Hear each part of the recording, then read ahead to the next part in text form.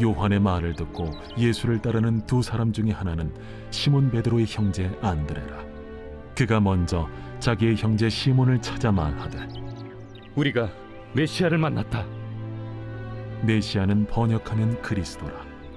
데리고 예수께로 오니 예수께서 보시고, 네가 요한의 아들 시몬이니 장차 게바라 하리라. 게바는 번역하면 베드로라. 제임스 패커라는 사람은 이렇게 말을 했습니다. 복음을 전파하여 제자를 삼으라고 하는 명령은 결코 사도들에게 국한되지 않았다. 전체적으로 전 교회적으로 부과된 개별적으로 부과된 전 그리스도인에게 부과된 명령이다. 전도는 너나 할 것 없이 모두가 감당해야 한다는 것입니다. 이것이 성도로서 존재해야 될 목적이다라는 것이죠. 그러면 여러분, 우리는 이 복음을 어떻게 전하면 좋습니까? 요한복음 1장 40절에서 42절을 보니까 안드레가 어떻게 복음을 전했는지 보여주고 있습니다. 안드레가 어떻게 복음을 전했습니까? 말씀해 보니까 요한의 말을 듣고 예수를 따르는 두 사람 중에 하나는 시몬 베드로의 형제 안드레라. 그가 먼저 자기의 형제 시몬을 찾아 말하되 우리가 메시아를 만났다 하고, 안드레는 형인 시몬 베드로에게 가서 우리가 예수를 만났다 그렇게 전한 것입니다. 다른 것이 아닙니다. 내가 본 것, 내가 경험한 것, 내가 느낀 것을 그냥 전하는 것입니다. 다른 이론이 필요 없습니다. 예수님은 누구시고 무슨 일을 하셨으며 예수를 믿음으로 어떤 일이 일어났다라고 휘황찬란하게 말할 필요가 없습니다. 물론 경우에 따라서 받아들이는 사람이 잘 받아들이면 복음을 정확하게 이야기해야 하지만 그렇지 않을 때는 많은 이야기할 필요가 없지요. 그냥 내가 경험한 것을 말하면 됩니다. 예를 들어서 예수를 믿으면 좋더라. 교회 나오면 평안하더라. 예수를 믿으니 내 마음에 기쁨이 있더라. 그렇게 말하면 되는 것입니다. 죄송하지만 저희 어머님 말씀을 드리면 저희 어머님이 19살에 그 황씨 집안에 시집을 오셨습니다. 그런데 황씨 집안에는 아무도 믿는 사람이 없었어요. 그래서 어머님이 고생을 좀 많이 하셨습니다.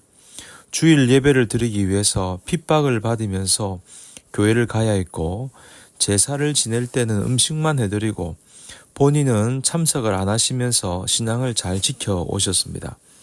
그런데 어느 날 저희 아버님이 몸이 안 좋으셨는데 어머님이 뭐라고 하셨냐면 교회에 가면 마음이 평안해진다라고 이야기를 한 것입니다. 그렇게 해서 처음으로 교회를 데려갔는데 진짜 마음이 그렇게 좋더라는 것입니다. 그러니 다른 말이 필요 없어요. 내가 경험한 것을 말하면 됩니다. 그래서 여러분, 전도의 대상자에게 내가 경험한 예수님에 대해서 말하는 것, 그 자체도 전도이지만 교회에 데려오는 것도 전도하는 것입니다. 여러분, 우리가 성경을 보면 예수님의 제자 안드레가 정말 잘한 것이 나오죠. 그것이 무엇인가 하면 예수님께 데려가는 것을 참으로 잘했습니다. 3번의 경우가 나오는데 그 첫 번째가 안드레가 누구를 예수님께 데려갔냐 하면 오늘 본문에 나오는 것처럼 베드로에게 우리가 메시아를 보았다고 하면서 예수님께 데려갑니다. 두 번째는 헬라인을 예수님께 데려가는데 그 당시 이방인이 예수님 믿는다는 것은 꿈에도 생각하지 못할 때입니다. 그런데 그는 그 모든 편견을 깨고 헬라인, 이방인을 예수님께 데려갑니다. 그리고 세 번째, 안드레가 잘한 일은 오병이어를 가지고 있는 소년을 예수님께 데려간 것입니다. 보리떡 5개와 물고기 2마리, 별것 아닌데 그것을 예수님께 가져가면 무슨 일이 일어날 것이라고 하는 기대를 가지고 오병이어를 가진 소년을 데려간 것입니다. 그러니 안드레가 정말 잘한 것은 예수님께 데려간 것을 잘한 것이죠. 여러분, 이것이 왜 중요할까요? 전도는 우선은 교회로 데려오는 것에서부터 시작이 되기 때문입니다. 믿음이 좋은 어떤 여집사님이 계셨습니다. 이분의 1호 기도 제목은 남편을 당연히 주님 앞으로 인도하는 일이었습니다. 너무나 당연한 기도의 소원이 아니겠습니까?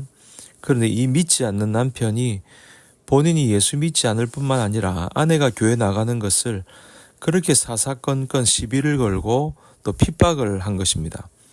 어느 날 이 여집사님이 부흥회가 있어서 부흥회에 참석했는데 늦게 퇴근한 남편이 술이 많이 되어서 집에 들어와 보니까 아내가 없는 것입니다. 화가 났습니다.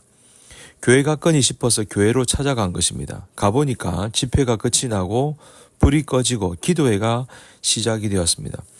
살그머니 들어가서 아내를 찾아서 아내의 머리채를 잡고 밖으로 끌어내었습니다. 땅바닥에 패대기를 치고는 막 두들겨 팬 것입니다. 아내가 소리를 지릅니다. 사람 살려요, 사람 살려요 고함을 치는 것입니다. 그런데 자세히 들어보니까 자기 아내의 음성이 아닌 겁니다. 정신을 차리고 그 여자를 보니까 그 동네의 경찰서장의 부인이었습니다. 그때서야 잘못했다고 사정을 하는데도 절대 용서하지 못한다고 고소하겠다고 했습니다. 한 번만 살려달라고 용서해달라고 하니까 그럼 다음 주일부터 교회에 출석을 하면 용서해 주겠다고 한 것입니다.